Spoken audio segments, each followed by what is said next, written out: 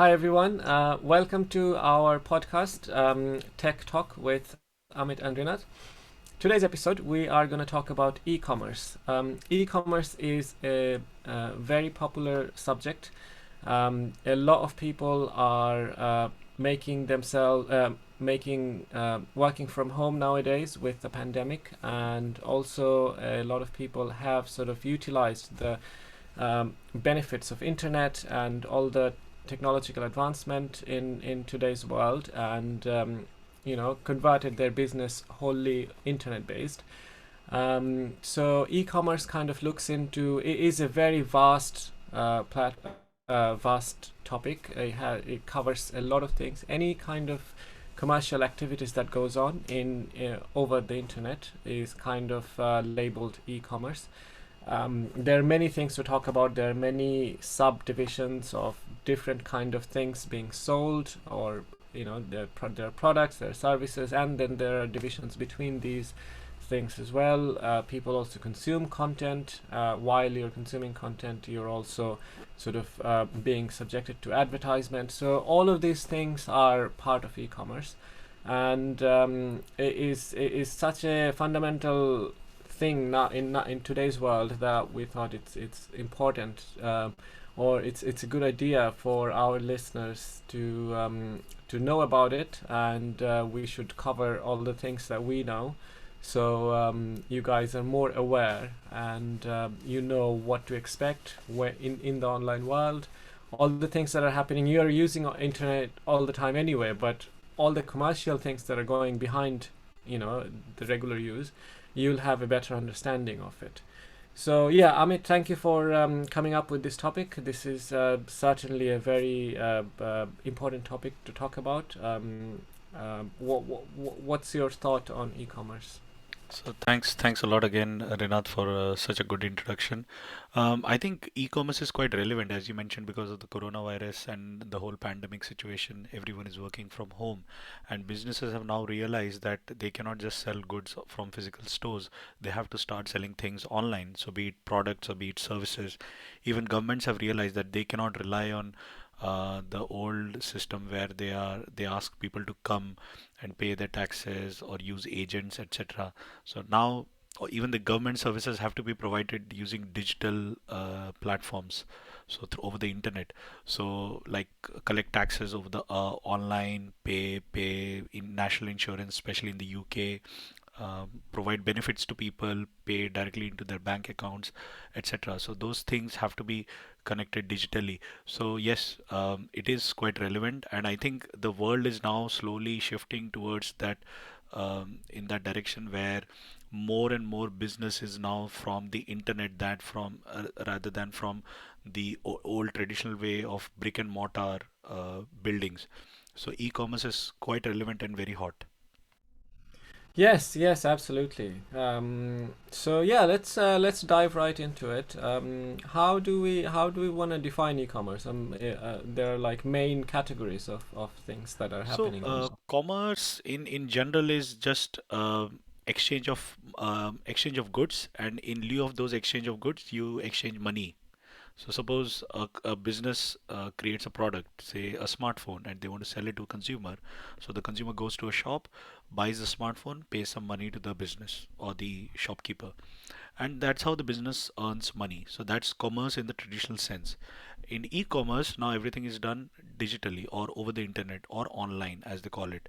So that means that businesses now, sorry, consumers now go to a website which the businesses have created, and they search for a product, and they buy the product, and then they pay for it using various payment methods, payment gateways, PayPal, Mastercard, Visa, credit card, banking systems, even cryptocurrencies.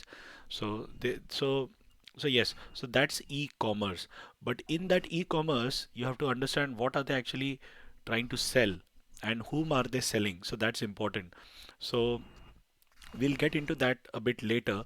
But what is your understanding of e-commerce, Rinat? So, something similar to what you just said. My understanding is commerce, or anything, any kind of trading activities, which is selling or purchase of goods or services, comes under e-commerce. and then it is, I think it's a little bit more vast in the sense that there are um, some other businesses or some other trading activities that are going on without our direct knowledge. For example, when we go on YouTube and watch a video, we're also subject to watching an ad or two while we're Yes. watching the video. Now, this ad, the ad provider pays YouTube, and the person who created the video, they get a small commission out of the ad money that YouTube earns. So there are, exchange of money, exchange of assets happening, as you're just nonchalant, unrelated, as a consumer, as a content, you're consuming content, but there is a lot of money changing hands in even with this activity. And then in that video, the video, the person might be selling you something, might be recommending something, and then you click on their link, which is an affiliate link. Affiliate links we can go a Yes. bit more deeper into as well. And then if you go to that product's webpage through that affiliate link and you make a purchase, the person who recommended it to you from YouTube video, they will also get a commission from that. So all of these things, any way where money is changing hands through the exchange of goods or services or this kind of affiliate marketing, all of these things comes under e-commerce. The first thing that comes in my mind, though, the first thing whenever is a person creating a website where they're selling a product or a service. They create this website, and other potential buyers goes and buys things from their website. That's the basic fundamental of e-commerce. Now, instead of a person, that could be an organization, it could be government. Instead of the purchaser, whoever is purchasing from that website, instead of one individual, it could be another company. So it could be a business to business transaction, or it could be even a government. So public, private, business, Yes. all of these ways, and in any way money or asset is changing hands over internet, is kind of goes under the tag of e-commerce, I think. Yeah, yeah, yeah. You absolutely summarized it really well. So yes, anything goods or services through from a business to a consumer to government, any channel. So I think yeah, that's what e-commerce is, and that's what I was coming to. That what are we selling? So are we selling goods, physical goods or digital goods?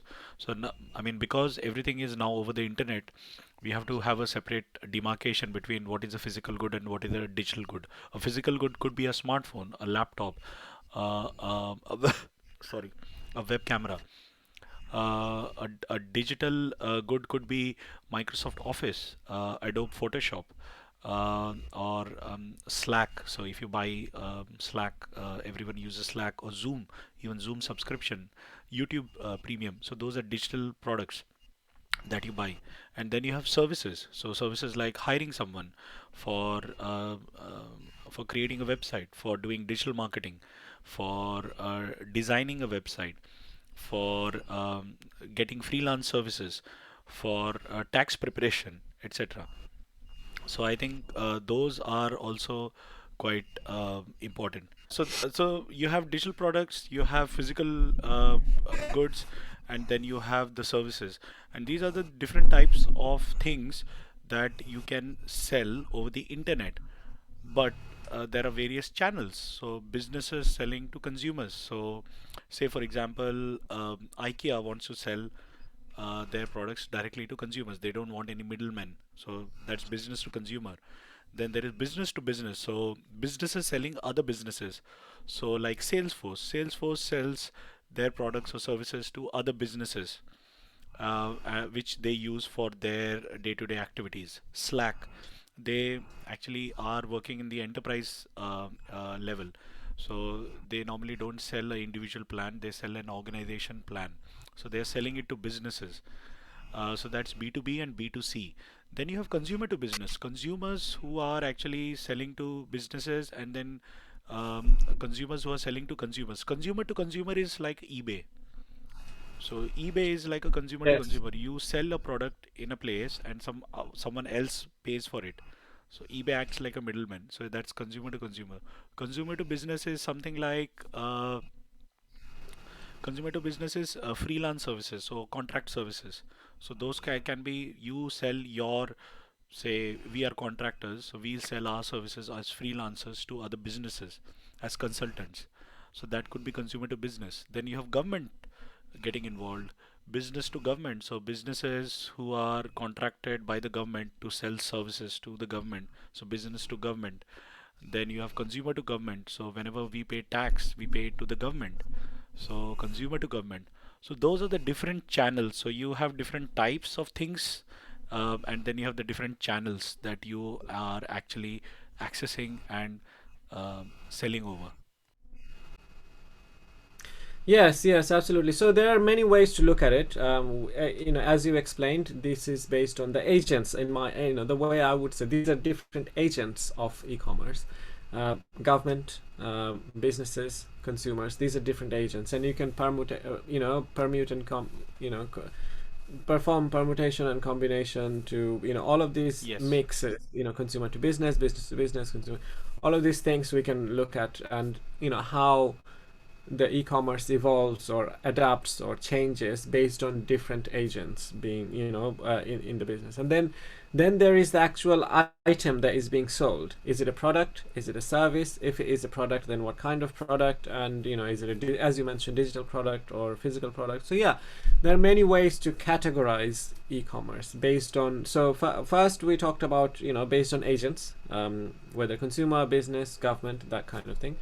And then there are what kind of item being sold, which is products or services, digital products, physical products, etc. So yeah, and then what we also talked about is the business model. Based on business model, one is direct transaction. I want to buy something, goods or service. I pay for it, and I get the item that I paid for. And then there are different business model like affiliate marketing, drop shipping, etc. So there are middlemen, there are marketing person, there are person Yes. who's recommending. Money is changing hands in different ways in that different kind of business model. So yeah, these are the few ways you can categorize e-commerce. So for me, I have some experience. Over the years, I have kind of dabbled into different ways of adding value, creating value, and potentially create a source of income, like a side income, or like a passive income source, etc. And I have looked into many of these things. And also the fact that we are doing this podcast, obviously we are hoping we're creating value to our listeners and viewers. The content that we're producing and we're releasing into the public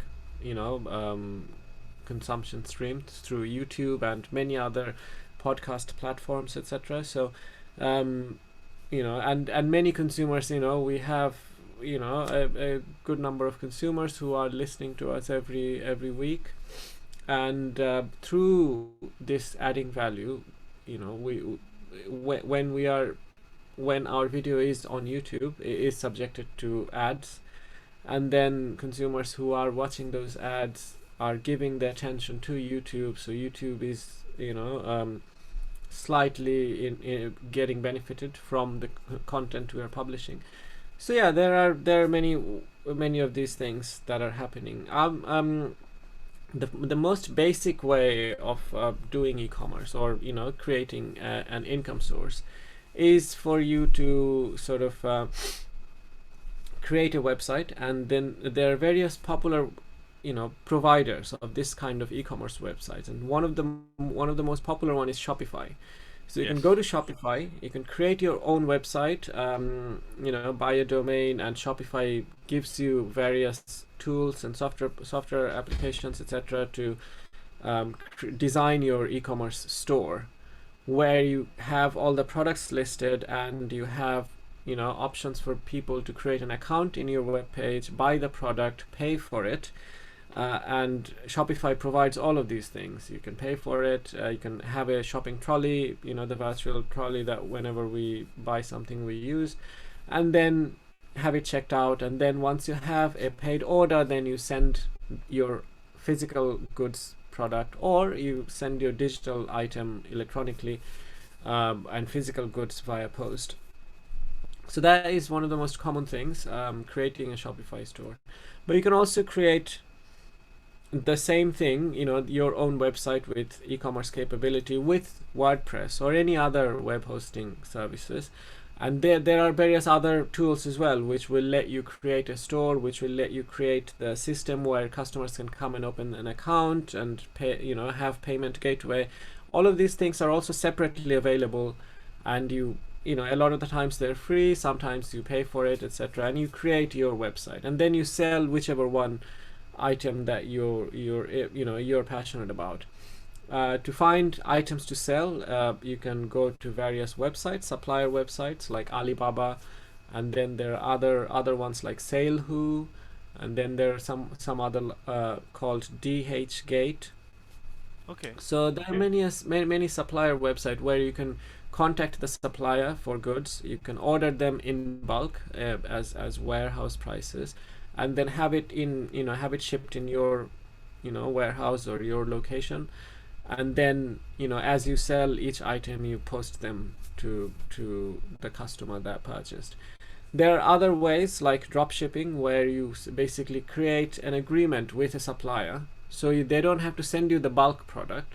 You basically tell them that, look, I'm going to sell one by one, but every time I sell something, I will send you the buyer information, the post information, and you directly post it to the customer. That's a drop shipping business model. So that's another business model which you can implement. So yeah, there are various ways, and then there are then you can create your own website, but then no one knows about your website, so you have to really spend a lot of money marketing your website. If you opened abcdefg.com, no one is going to intuitively go there to buy this product that you're selling. But you can take advantage of some of the most popular platforms like Amazon, or another one is Etsy.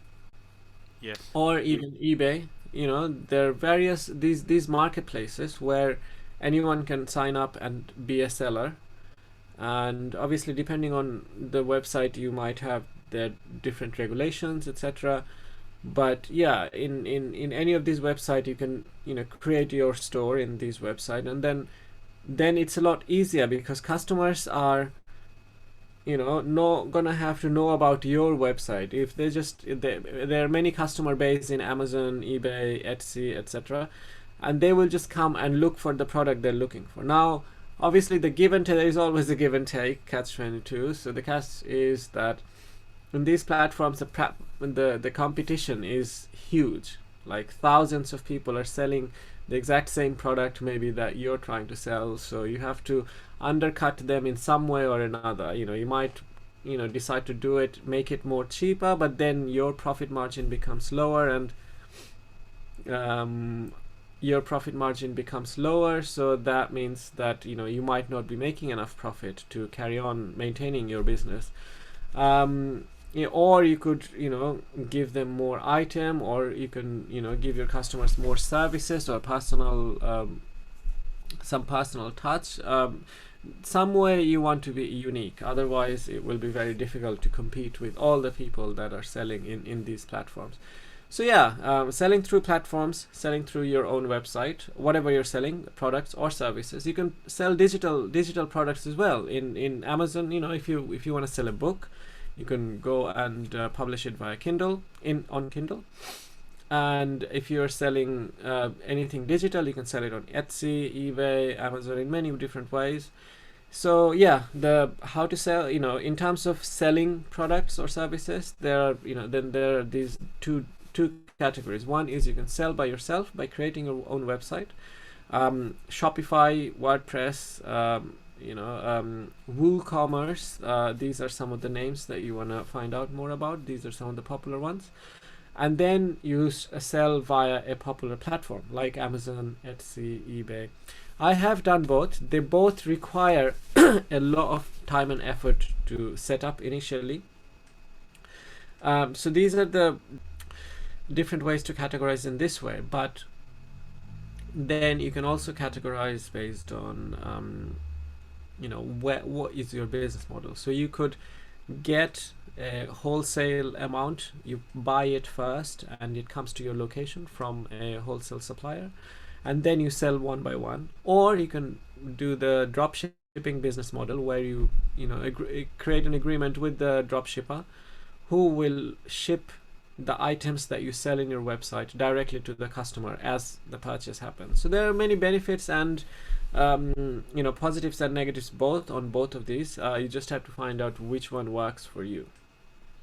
Yeah, I think So yeah, that's that is really good, Rinat. I think, yeah, I mean, e-commerce aside, yes, it's also important for people to understand and know how they can actually sell something if they want to.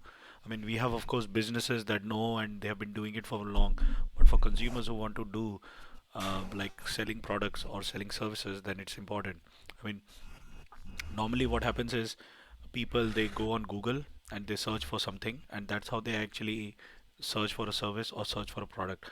So it's very important that whatever you create, you should be searchable on Google at least at the minimum, so that people can reach out to you. I mean, of course, if you are on Amazon or Etsy, or if you have a Shopify platform, they might take care of the initial advertisement, or if because it's a big marketplace, if they search for a product, your name might pop up based on user reviews and ratings.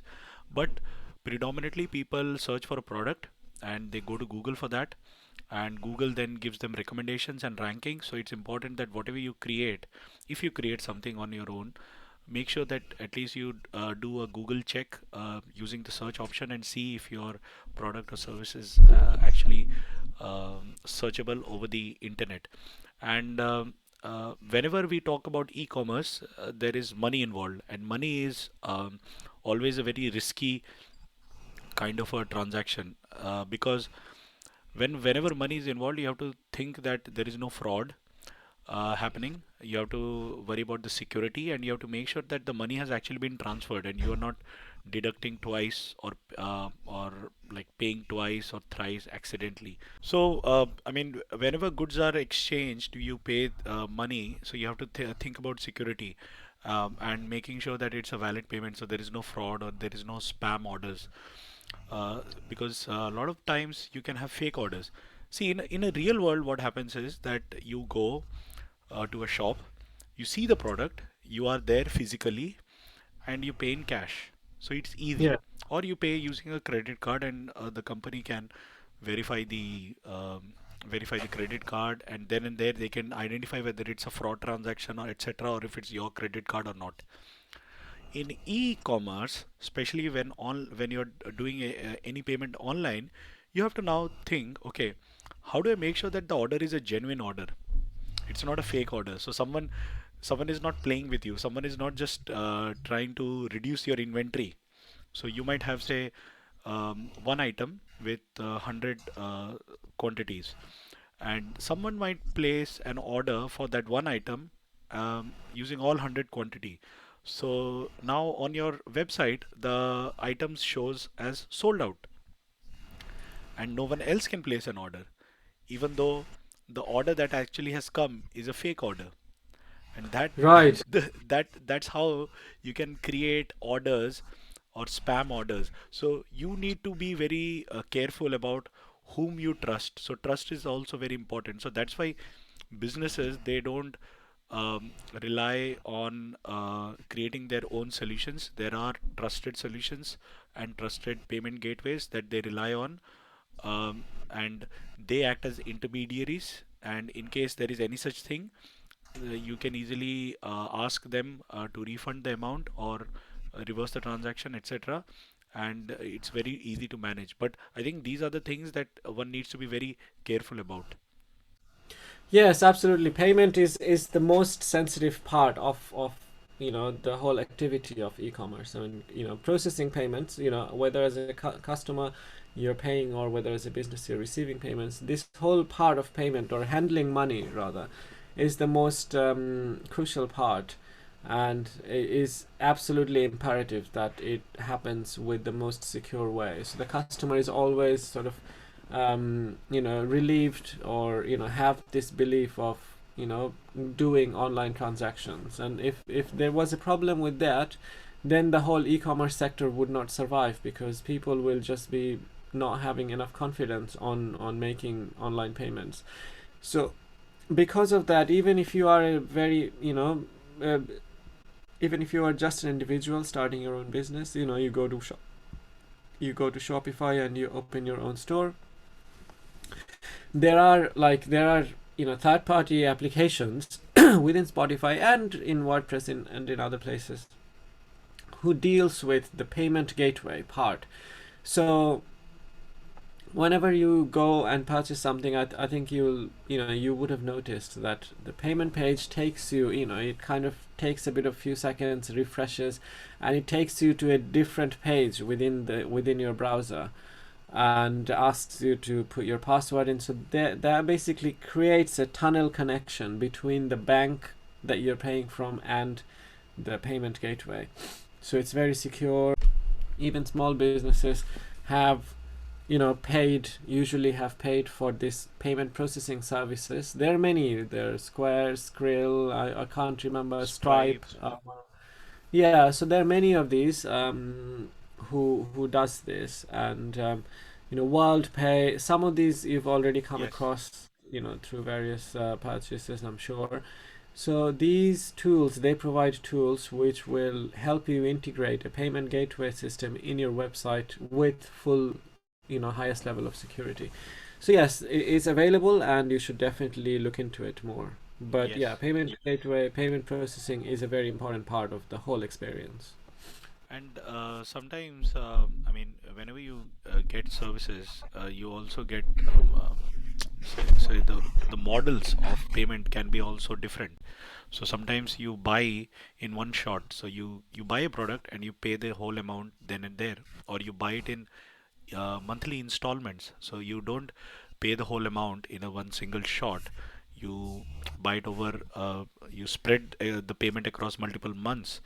And then there is a subscription model, say Spotify, YouTube, Netflix. So you pay every month a very small amount, and you get access to the services for the whole duration of the month. And you can cancel those subscriptions at any point of time. So the payment methods and the time is also different based on the product that you're buying, because you can pay for a bill through direct debit. So it every month the amount gets deducted directly from your bank account. You don't initiate a payment. The the company directly collects the money from your bank account. So that's a kind of e-commerce transaction, but you're not doing any payments. So it's just collecting it from your bank account directly. Then you have the subscription. Again, it's again a direct debit. It kind of picks up from your account and puts it into their account for any services. So it's kind of interesting, like how e-commerce has evolved over the years. And the biggest payment providers are Visa and Mastercard, because they are the majority card holders. So normally in any online transaction, you do it via two or three different ways. One is you use your bank account, so you directly transfer money from your bank account to another bank account. The second thing is you use a credit card or a debit card, but in essence a card. So the card has a number, the card has an expiry date, the card has a CVV number, which is a security code written at the back of your card, and then it'll have some other two-factor authentication, some extra security wrapped around. So you make payments through the card. The third option is PayPal. So you directly send money to an email address. So PayPal is quite popular among businesses, especially in eBay. So you don't send money to a bank account, or you don't make payments using a credit card or a debit card. You just send money to an email address. So that's one way. And now recently it has come and become very popular is cryptocurrency. So you don't pay with the real money, you pay with crypto tokens or crypto assets. So yeah, so even in the online world, the things are different, and they allow you to pay using multiple mediums over multiple payment terms, which is actually quite flexible for a consumer, because a consumer now has the freedom to pay in whatever way they feel comfortable, and they can actually buy more. And that's where y- you have this tendency of impulsive buying, impulsive shopping, as they say. So because it's so easy to buy over the internet that you just click a button and you buy the product, and then you realize, why did I order this stuff? Yes, absolutely. Yeah, that happens to so many people. I've experienced that myself. But yeah, as you said, there are many different ways of paying. There are very different mediums of paying, and cryptocurrency is definitely one of them. We had a talk about cryptocurrency. I would urge the audience to go back if you haven't listened to it already, and listen to the cryptocurrency talk we had to understand what it is all about. But yeah, you can also pay with cryptocurrency as well as the traditional money. There are various providers like Visa, Mastercard, American Express, and then there are various providers of processing of payment through payment gateway, etc. So yeah, there are many of these things, but as a customer, you just need to know the different ways you can pay with. And as a small business, if you want to start up your own thing, then all you need to know that there are available tools which you can import, or I think in some cases you might have to pay, but you can sort of utilize all of these tools in your website. Very easy drag and drop, and just selecting the settings, and you will have world class security from these tools. So yeah, I mean, I would definitely urge our consumers to give choose pick one thing to sell in one way, and then just implement it. It won't take doesn't take long. You could, if you really sit down with full effort, you could potentially have a workable, maybe not the best, but a workable solution within one evening, a few hours in the evening, and then you have it ready to set up. But then obviously as you continue, you add more things into the process, and that way you're just making your business more and more robust and customer friendly. So yeah, I would urge the audience to definitely give it a go. Yes, definitely, because um, the e-commerce makes things easier for consumers. I think principally because you don't have to go anywhere. Like you don't have to Yes. dress up, drive to a location, or use the public transport to go to a shop, look for an item, and then pay for it, and then come home. With e-commerce, the benefit is you can order online, and you can order any time of the day. So 12 o'clock in the night, 1 o'clock in the night if you're awake, or 5 o'clock in the morning, the shops are not open, but you can still order it online. So it gives users the flexibility. And businesses, they are open 24/7, so it's like they're constantly selling, which is again good for them, because there is never a time when they are not selling. They are always taking orders. So okay, if I have a website, I can take order any time of the day. Of course, there has to be a whole system behind taking orders to make sure that okay, orders are coming in the right time, the right size, everything, the inventory is maintained, stock is maintained, payment is processed, everything. But that's all automated. But banks and sorry, businesses and consumers have this advantage of using the website any time of the day, and it is good. But sometimes it can be a bit challenging as well. Say, suppose you want to buy a shoe or a t-shirt. Most of the companies, they give a size chart, but sometimes it's not enough. So you actually want to try that thing, and those things can be bit tricky. And actually now what's happening is there is a whole new concept of 3D visualization. So you have like an avatar, so describe your size, your dimensions, and it creates a digital model. And then you wear a t-shirt or you dress up. But still, I mean, it doesn't tell you how comfortable it is, how does the fabric feel, or how snug the fit of the shoe is on your feet. So yes, those are some of the things that it's difficult, and still sometimes you want to go to a shop to try it and then pay for it. Maybe you go to a shop, you try it, and then you come and pay it online. And a lot of Yes. companies, they have offers. So they want you to buy it from the website, because then they don't have any middlemen. All sales are coming directly to them, not through an agent, not through a shop, not through a retail. And that's why they offer you more discounts if you buy it online. So it's actually in the interest of both the consumers and the businesses to transact directly.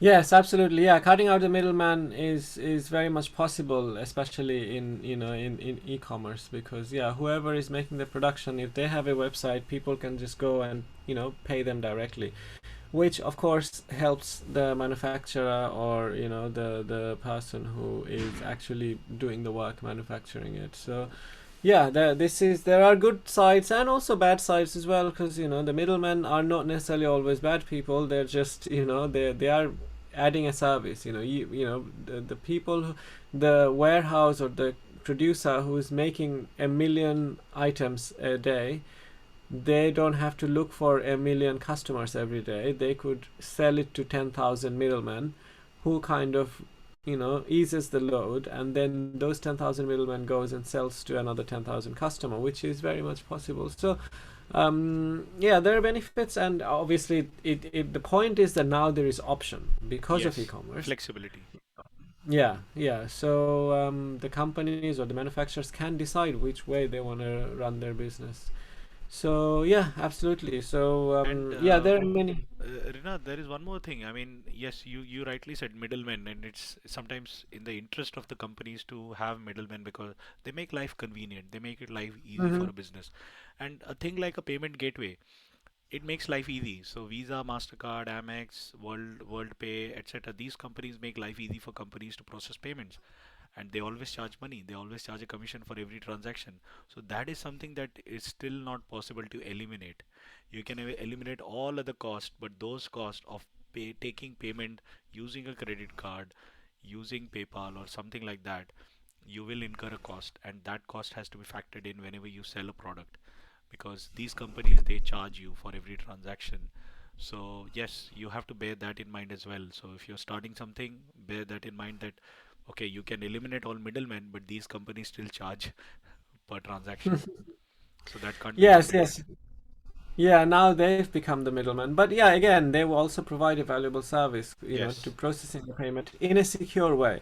If you want to do it by yourself, yes, you can. But to learn that level of security, and give that level of protection to your customers, is going to take so much time and effort that it's simply not worth it.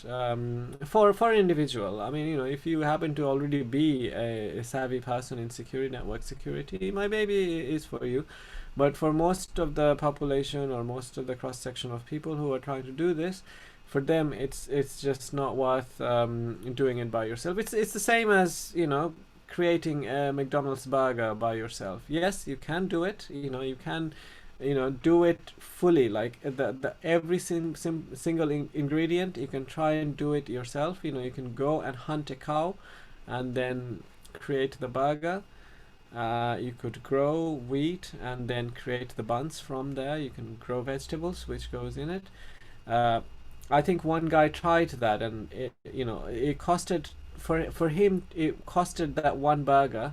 He actually went out of his way to create the whole thing from scratch, and it costed him, I think, $6,000 or something for that one Wow. burger. So that gives you an idea that how capitalism and this having these middlemen helps you as a consumer to get something that you couldn't have gotten as cheap that you do now. So yeah, there are Yes. definitely benefits. And But the good. there is also government regulations. Sometimes, depending upon the country in which you're selling, you'll have to adhere to government regulations. And these middlemen, they are already specialists in these regulations.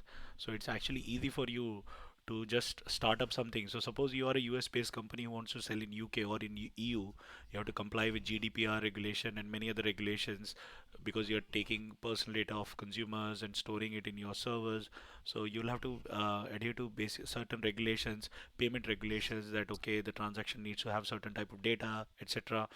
So those kind of things also needs to be taken care of. So that's why these payment gateways, etc., they make life easy for you, and it's actually quite important.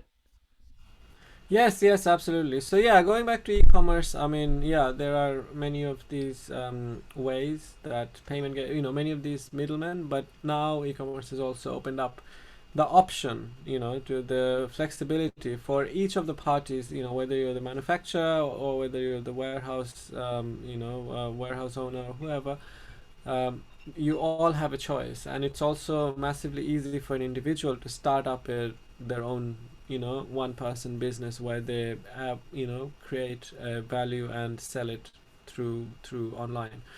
So yeah, there are many ways. I mean, obviously we've explored a few different categories, a few different ways to differentiate all the aspects of e-commerce. One of the things that I've also looked at is the I mean I've talked about the selling of physical products through drop shipping. That is one of the things that you can do. The other things you can do is creating digital products. So you can potentially write a book with the field of expertise of whatever you're an expert in. Maybe whatever job you do, that is a niche expertise, and what by doing that job that you do for a few years, the knowledge you've gathered, a lot of other people who might be looking to get to where you are might be looking for this insight information, and then you might want to write a book with all of these things, and you publish it on Kindle, and then people pay to read that book, people pay to download that book, or even just rent it out digitally, and that way you're selling digital products. And you can also think about producing consumable content so people will see it, and then you could create training plans. There are some popular websites called Udemy, Udacity, where you can Coursera. buy, Yes. yeah, you can buy various courses, and these are valuable courses which will teach you various things, and you can, as an individual, one can create a profile and create a course, something that you know very well in, and then you can sell courses. So these are digital products being sold. Yeah. Yes. I think, yeah, I think we have covered quite a lot in terms of e-commerce. I mean, e-commerce itself is also related to marketing. I mean, when we talk about e-commerce, it's not just about commerce. How do you attract people to your website? So the marketing is involved. So Renat mentioned about affiliate marketing. That is also quite important. And then building websites. So one of the ways actually you can earn money is also if you know a bit of HTML, CSS. I mean, I talked about how to build websites. So you can actually sell services to independent shops, people who don't know how to create a website. You can sell your services as a digital developer, a software developer, to create websites for people, and that service you can sell it to people. And there are many websites at where you can sell these services. So it's kind of exciting, and it's kind of interesting that how you can sell different types of stuff. The other thing is with a digital product, I mean, this is one thing that not many people think about, piracy. So it's very difficult to create a fake copy. I mean, it's possible, but you require a lot of physical effort to create a copy of a physical product. But with a digital product, it's easy to create a copy. So you just Control C, Control V. So that's why a lot of the digital products they have licenses. So you have to enter a key or a code before you actually start using all its features. And people have actually hacked those algorithms as well, and those codes are available in the public domain where you can actually get the code and start using a copy of the original product. So with a digital product, it's actually very easy. So if you have Microsoft Office, you can create multiple copies of Microsoft Office, give it to all your friends, and they can start using it, and give the code to them.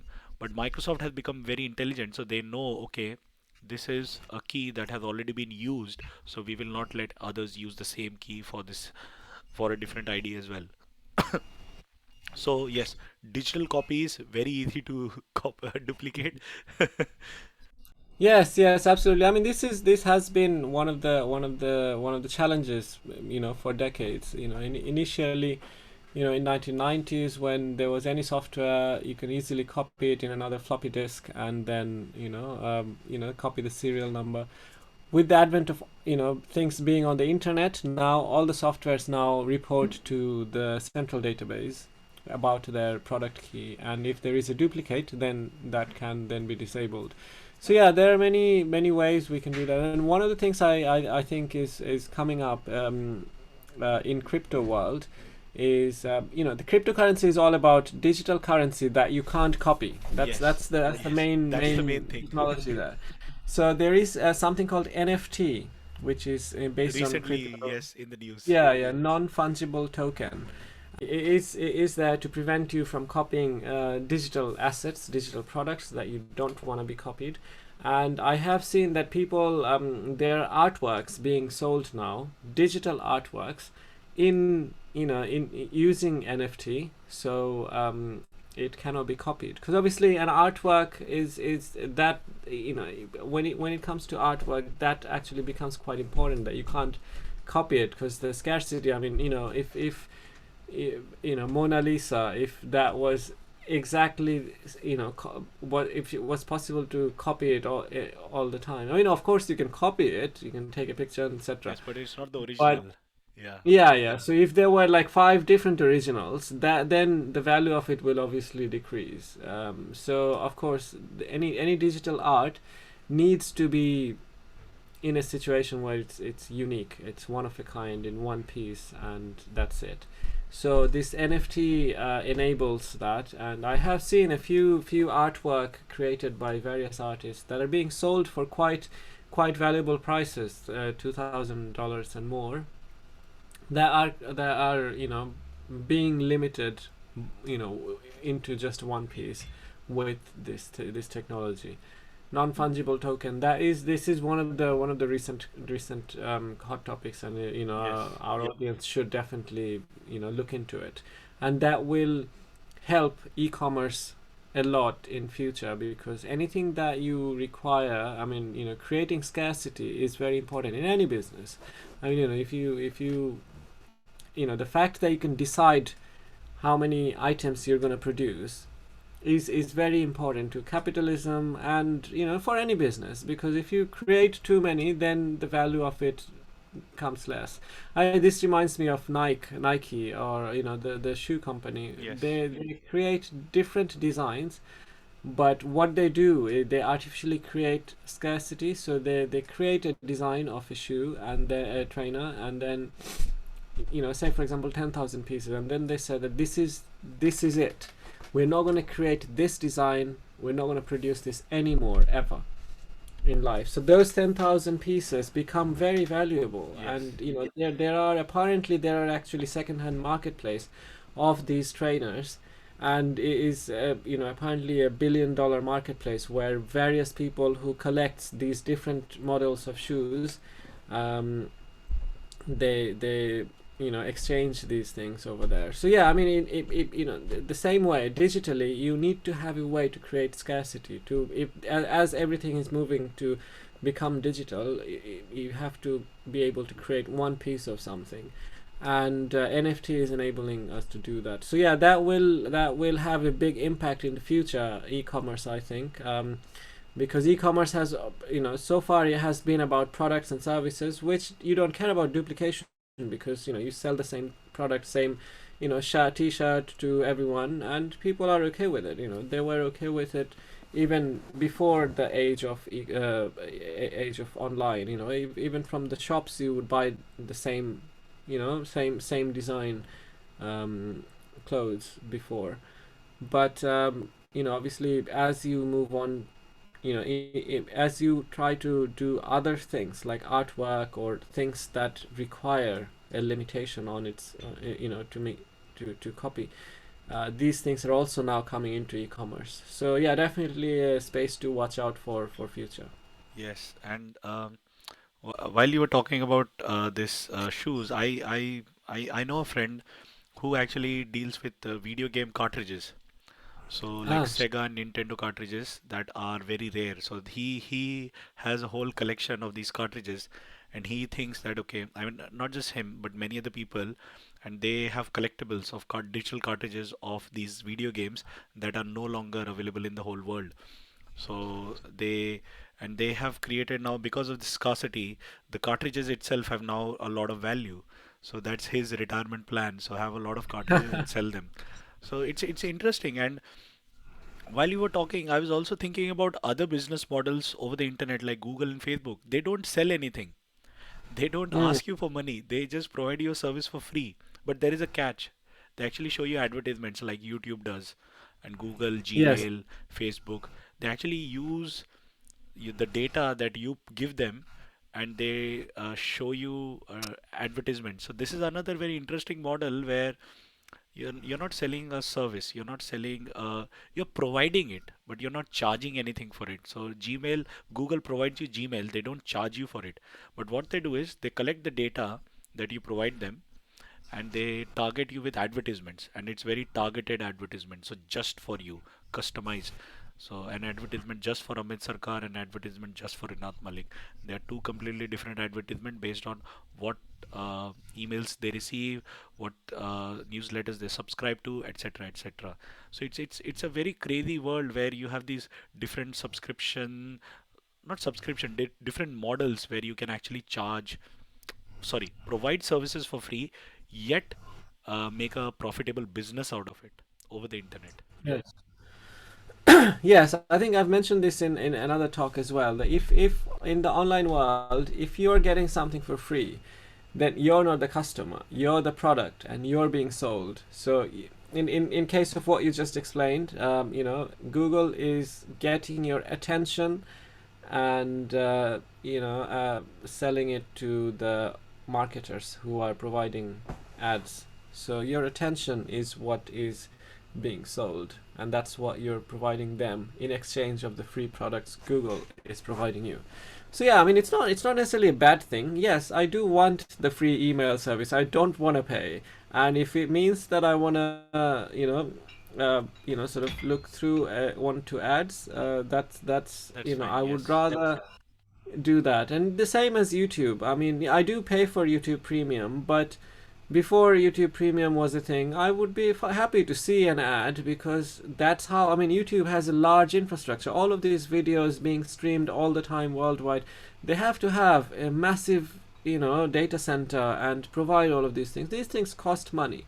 So if I can get this massive resource of, tutorials and informative content and also funny, entertaining content, all of these things in one place, I'm happy to look through an ad or two and give my attention, because I am getting something in return.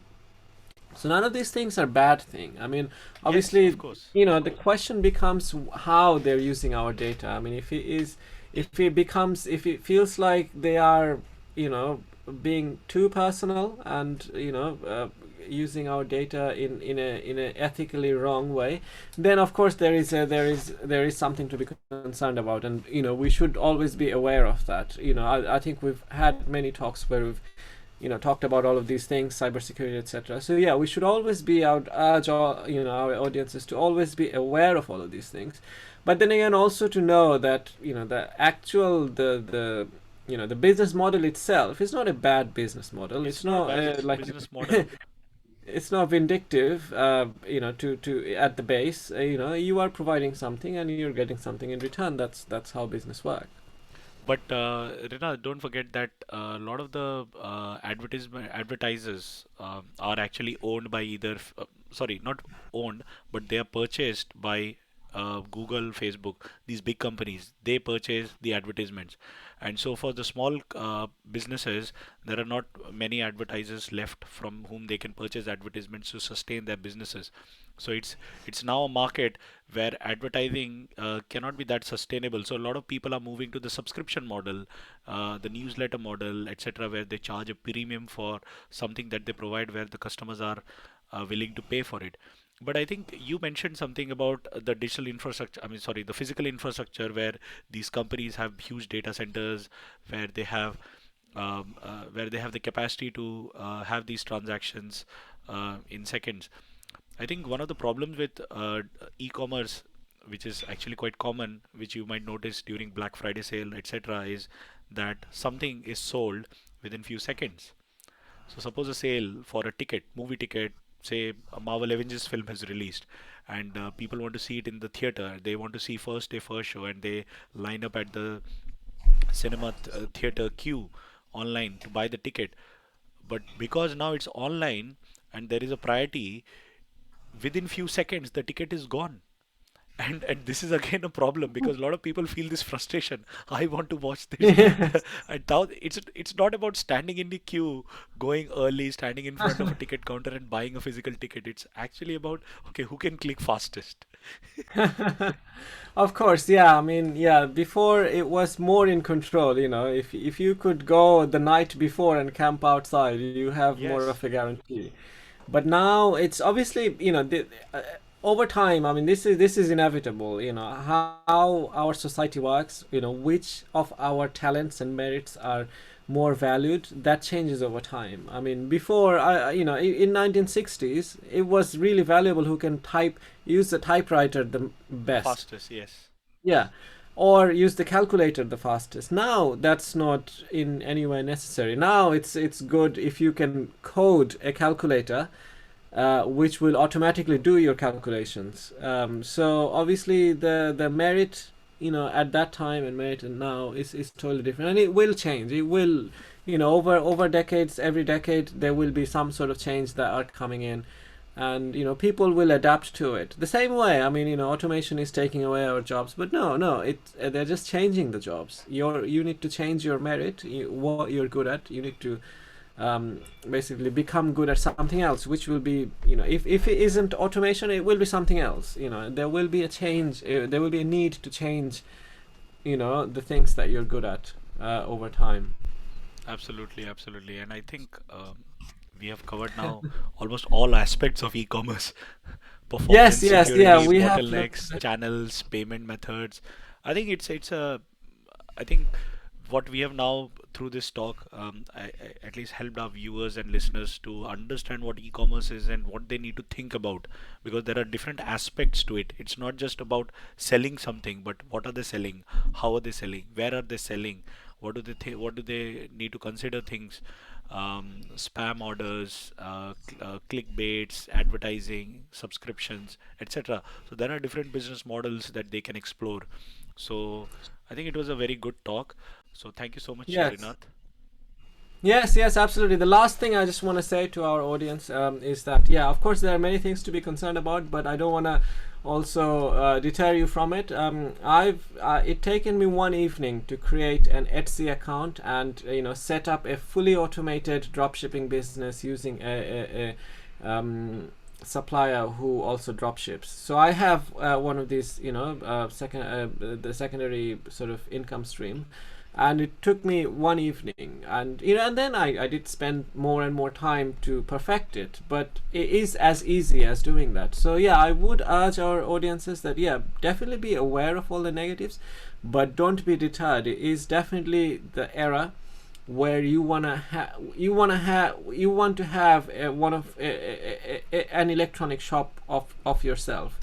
And yeah, maintaining cost, there is some maintenance cost, but I would say that go for it. You know, invest that little bit of money. Even if it fails, you will try again, but the next time you will be so much more prepared. And it probably likely won't fail if you really, give a few evenings. Obviously, don't quit your job based on this. Until you're established. Very But important yeah, if disclaimer. you few evenings of hard work, then you at least, if you put some hours and some hard work in it, you will at least break even. The costs will come out. That's what happened. I didn't put much effort, but yeah, I would very much encourage our listeners and viewers to give it a go. Pick any one of these things: products, services, digital products, physical products. Maybe you want to open an account on Amazon and start selling, or eBay or Etsy, and maybe you want to order something from Alibaba and get it, or you want to just Google dropshipper and find the best dropshipper and do it. Various ways. Just pick one and try one, Yes, and then very. maybe you want to keep trying like all five different ways, and then one of them will be successful. So yeah, definitely urge you guys to do it, and also share with us. Maybe maybe I'll buy the first product out of your shop. So yeah, share with us, and it will be quite meaningful to know that someone was encouraged to do something based on our talk. I think Rinat, you also need to mention about your book. You also tried the Kindle stuff. So Yes. Rinat has actually published a book using the Kindle publishing platform. Yes, absolutely. Yeah, thank you, Amit. Yeah, my expertise is in robotic process automation, and I've been an expert. I've been directing businesses on how to implement RPA, and based on all my knowledges, I've written down a book and I've published it on Kindle, and again, it's free to publish. If you go on Amazon and order it, Amazon will now, based on your order, it will print a copy and send it to you. So there is no upfront cost involved from me. There is no upfront involved investment. It's just my knowledge. I've put it down in a digital book. The same thing you can do. Whatever you're working, whatever your field of expertise is, you have knowledge that not a lot of other people know. And there are people who wants to know. There will always be people who wants to know, who are at the beginning of their career in the same field. So definitely write them down, publish it on Kindle. There is no cost involved at all. It just needs your effort in on a few evenings. So yeah, definitely urge you guys to do that. I have published a book. Feel free Maybe to I check will it out. publish It's now actually or yeah. If you test have a it. Kindle account, it is free to read. So yeah, I'll we can probably add the link of the book in this talk. But yeah, it's free to read if you have a Kindle account. So yeah, Yeah. I think, Rinat, thank you so much for all that information because I think it's quite useful. And in the end, it's all about creating value for yourself or others. And in this world where there is so much junk, if you can create a little bit of value to help someone, then I think it's worth the effort. Definitely. absolutely, nicely put, nicely said, Amit. I totally agree. So, yeah, thank you, all the viewers and listeners who have tuned in to listen to our talk or to watch our talk. And we hope this was useful.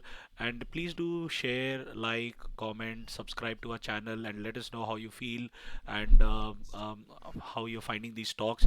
We are trying to keep it very simple, very casual, and make sure that you understand the topic, but we also try to cover the various aspects around it through our own experience, through what we have read, and through what we have worked upon. So it would be really good to get some feedback. But thank you so much again for tuning in as always and listening to us. Thank you very much, guys. See you next week.